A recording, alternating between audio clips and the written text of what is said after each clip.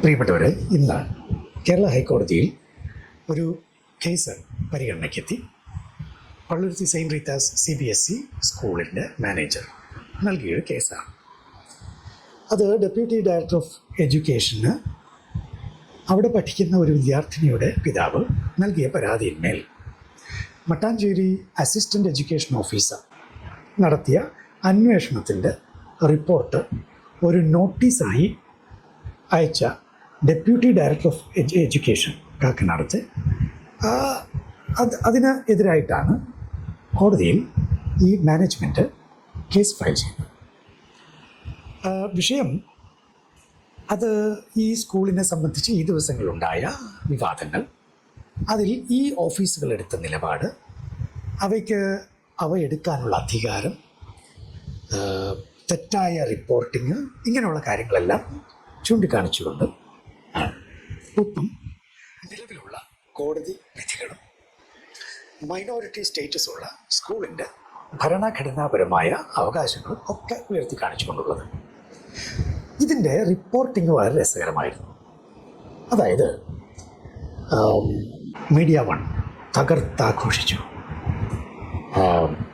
Asianet സൂപ്പറാക്കി, reporter പറയാനില്ല, 24 ഒന്നും പറയാനില്ല, സ്കൂളിന് തിരിച്ചടി, ഹിജാബ് ധരിച്ച് കുട്ടി വന്നാൽ സ്കൂളിന് തടയാൻ പാടില്ല, ഇങ്ങനെ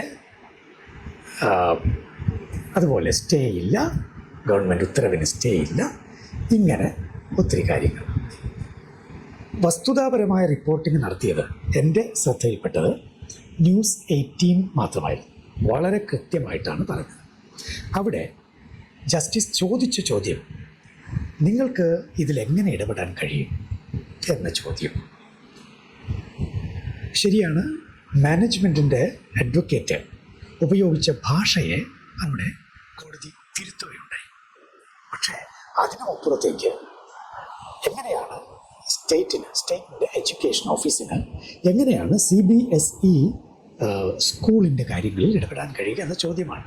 അവിടെയാണ് സർക്കാരിൻ്റെ അഭിഭാഷകന് അതെനിക്ക് പഠിക്കണം എന്ന് ഒരാവശ്യം ഉന്നയിക്കേണ്ടി വന്നു. അങ്ങനെ വരുന്ന വെള്ളിയാഴ്ചത്തേക്ക് കേസ് വെച്ചിരിക്കുകയാണ്. അതുകൊണ്ട് ഞാനില്ല എന്ന് ജസ്റ്റിസ് VJ അരുൺ പറയുകയുണ്ടായി. പക്ഷേ അപ്പോൾ മാനേജ്മെൻറ്റിൻ്റെ അഭിഭാഷക ചോദിച്ചു, അങ്ങനെയെങ്കിൽ അത് എഴുതി തരൂ.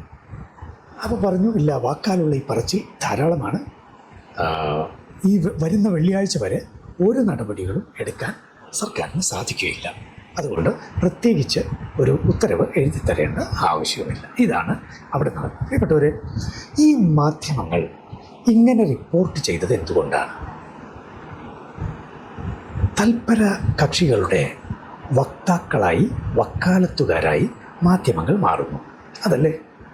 മാധ്യമങ്ങൾ സത്യസന്ധമായ വാർത്തകൾ കൊടുക്കാൻ ബാധ്യസ്ഥരാണ്.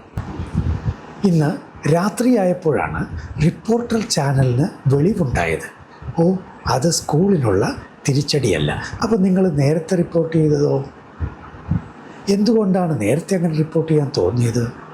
പ്രിയപ്പെട്ടവർ, ഇവർ പറയുന്ന റിപ്പോർട്ടിങ് ശരിയാണെങ്കിൽ വരുന്ന തിങ്കളാഴ്ച തന്നെ കുട്ടിക്ക് സ്കൂളിൽ ഹിജാബ് ഇട്ട് വന്ന് അവിടെ ക്ലാസ്സിലിരുന്ന് അത് പങ്കെടുക്കാവുന്നതാണല്ലോ.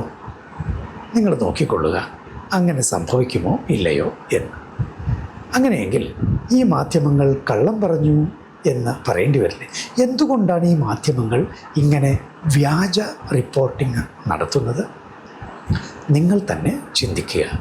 വിഴുങ്ങി ഇരിക്കുകയാണ്. സത്യമേവ ജയതേ.